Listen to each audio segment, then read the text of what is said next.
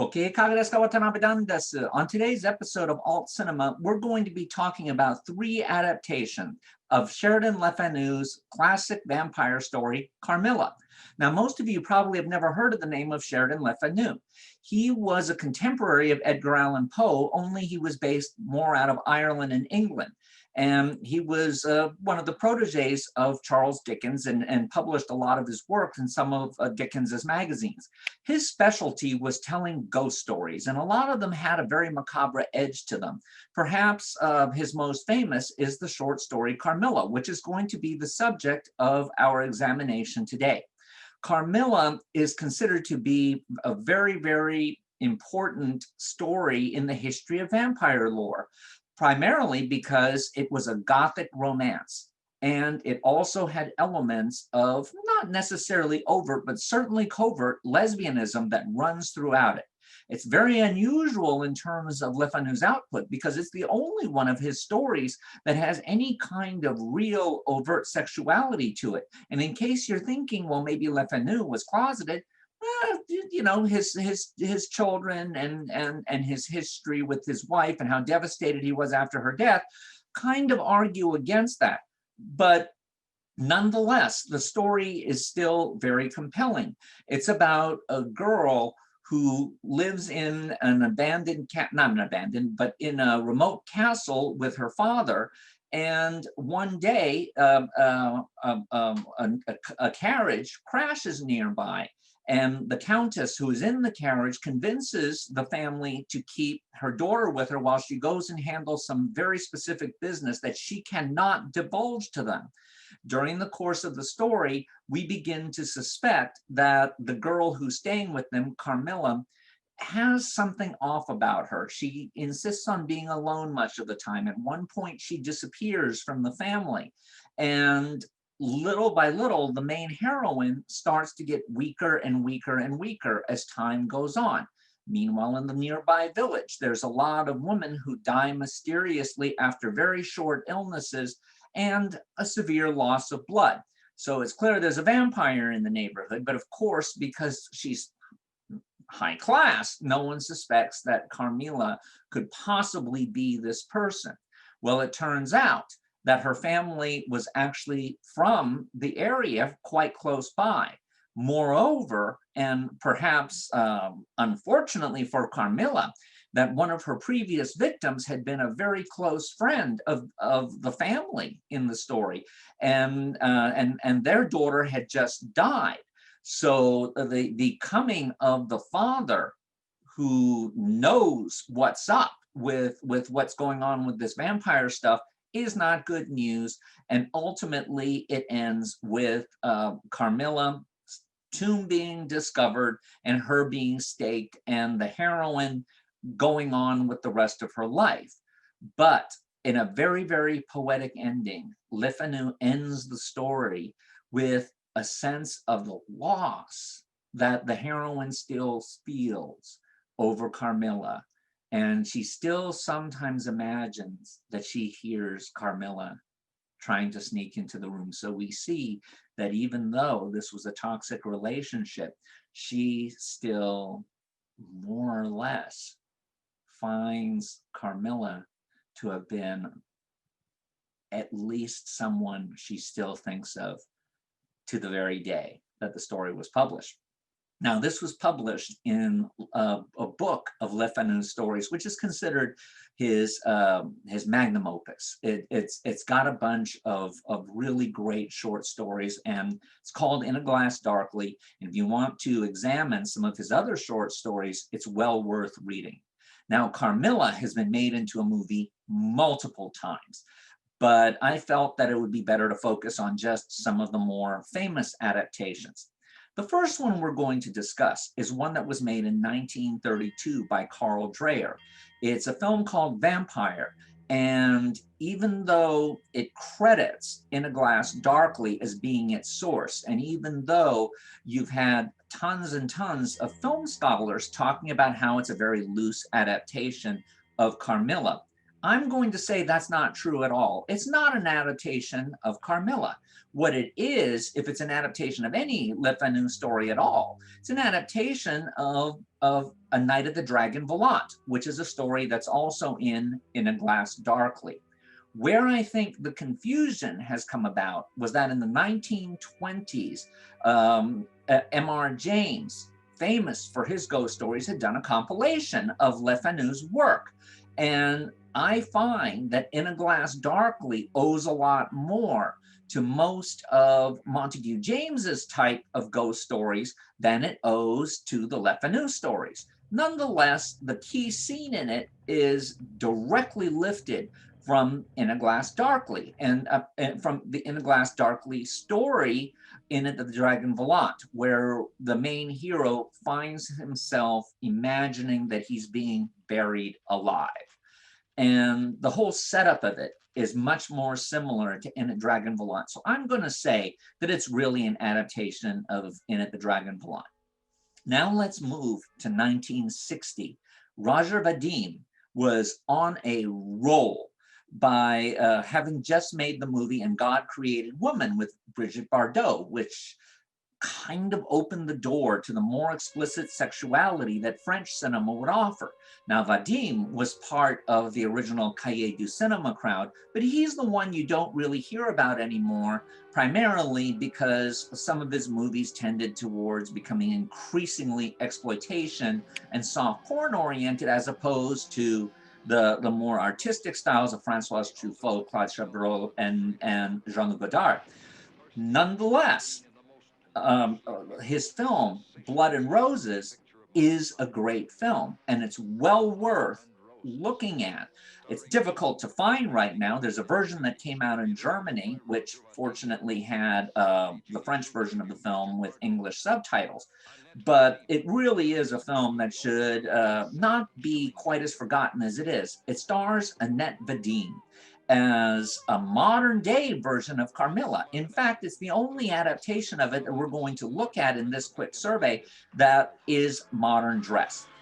But it nonetheless still takes place in a chateau. It still has a ruined graveyard nearby. And most of all, it still has this idea of a vampire creature who takes over the soul of a Carmilla, who is the cousin of Leopold, who's played by a very rather wooden Mel Ferrer, who's planning on getting married to a commoner, Elsa Martinelli, whom, of course, Carmilla is insanely jealous of. I know it's incest because she's a cousin, but nonetheless, this is monarchies and their own way of doing things. What's interesting about this is that Vadim never lets you know for sure if Carmilla is indeed a vampire or if she was really taken over by the spirit of Malacra. Sure, she goes to her tomb and we get the sense that Malacra has come to her, but we don't actually see the vampire. So it's something we have to take on faith, and it's something that we might ultimately believe is a projection of Carmilla's own insecurities, her own lack of being able to fit in or to deal with the fact that her beloved cousin is marrying someone else. The film begins slowly, and so I think that there might be some people who look at it and it's, French 1960, it's kind of dull. But once you start, you have the party scene where you have Annette Vadim meet up with the quote unquote, or go into the tomb. The movie doesn't skip a beat. It gets increasingly creepy. It has a dream sequence where she imagines the front of her white dress is covered with blood. And you have a dream sequence, which is really quite terrible, but it's nonetheless to be commended for being out there in a way that only things that were made during the French New Wave could be. The end of the film finds her dead and finds in an attempted bombing of munitions that had been left over from World War II. And we see Elsa Martinelli, now married, to Malfrere getting on a plane and kind of hinting that she's actually yet another variation of Carmilla. Now, the film is notorious because of a couple of scenes that hint at lesbianism, and there's a plethora of stills of a scene in a greenhouse where you see Elsa Martinelli and Annette Vadim looking at each other rather sensuously.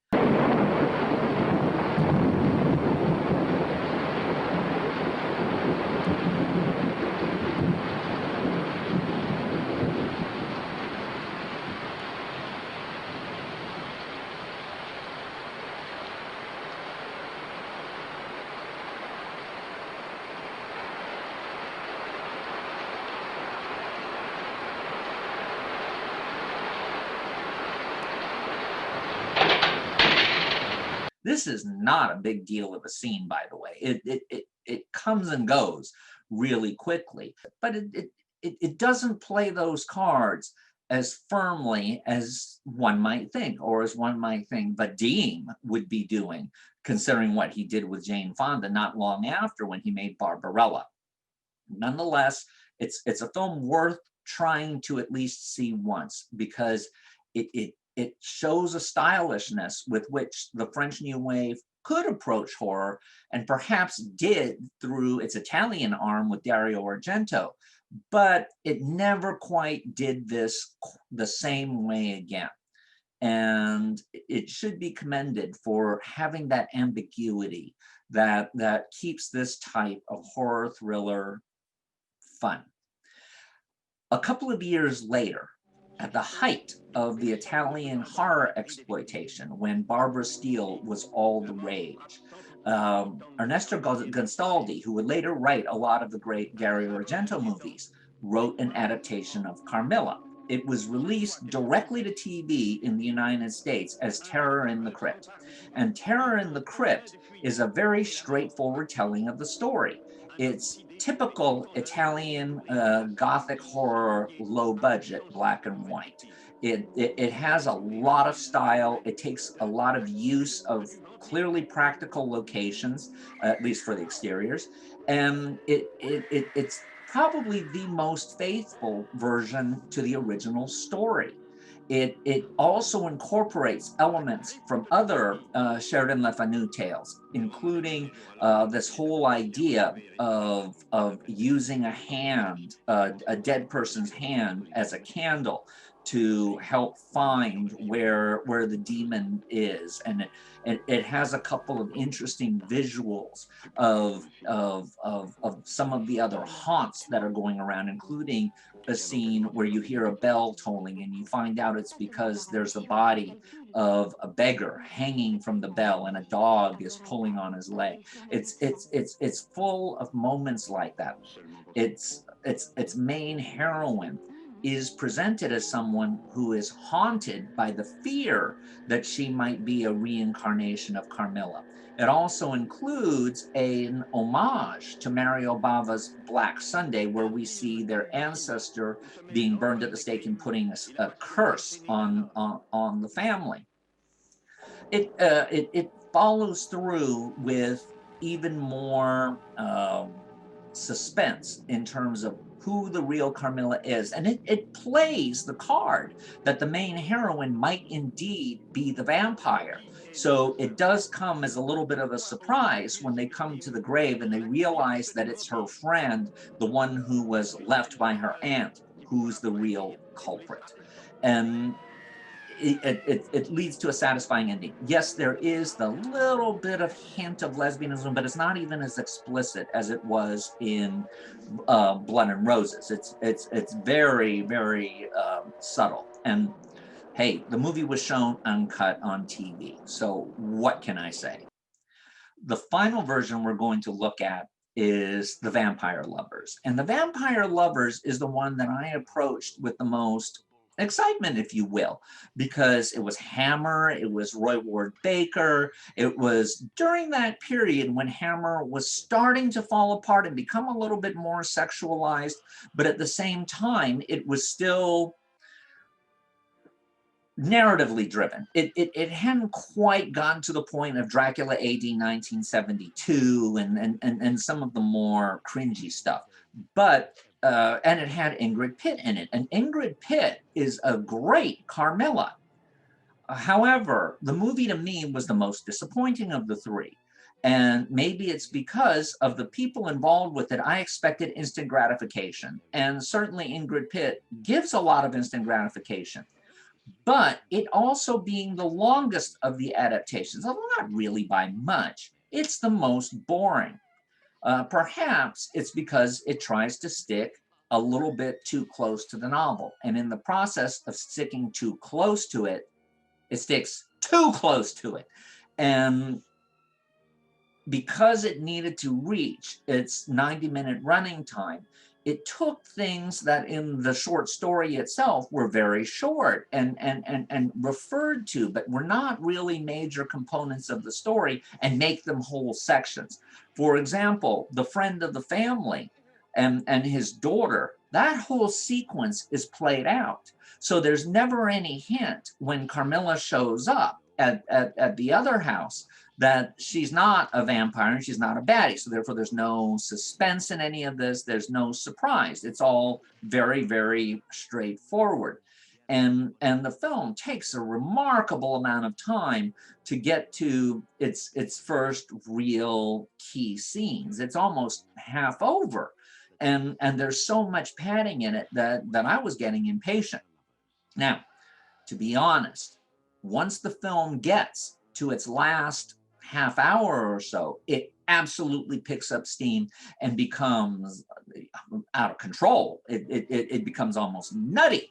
And in the process of it being so nutty, it more than makes up for what had come before. And I wound up having a good time with it.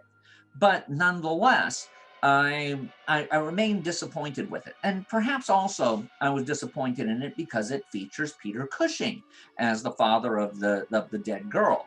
And so when we see him on the screen, we're expecting that kind of level of Peter Cushing greatness. You know, he can be in some pretty bad stuff, but he's such an amusing spectacle that we forgive it. And you know, he and Ingrid Pitt combined, I mean, what do you expect? But he's very pulled back. So I gotta say that even though the movie is, I guess, a little bit ahead of other films in terms of its battles against censorship, and it's far more graphic about its lesbian angle, it's the one that to me was perhaps the most disappointing. Nevertheless, I do feel that Carmilla is a solid story. It was remade several times after all of this, and it certainly is a surprise to me that more people haven't discovered the other works of Sheridan Le Fanu, because in the same way that Poe became the darling of low-budget filmmaking in the US in the 1960s and into the 70s, I really think that if we want to look at public domain material, Le Fanu is a good place to start.